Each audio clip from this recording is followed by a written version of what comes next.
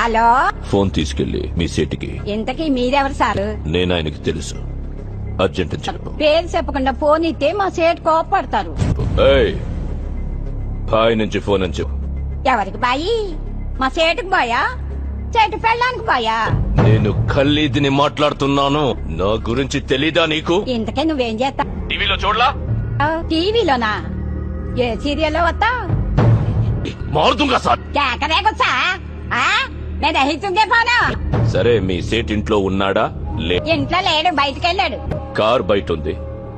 నా మనిషి బయటే ఉన్నాడు.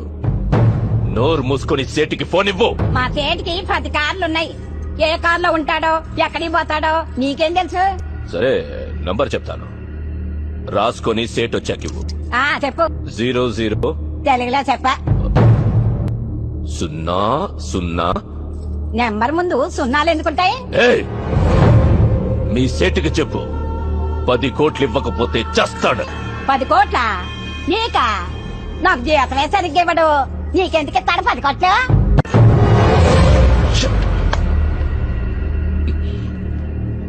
నేనిప్పుడు 2 విషయాల్లో హర్ట్ అయ్యాను. నంబర్ 1, ఇండియాలో నా పేరు అందరికీ తెలుసు అనుకున్నాను.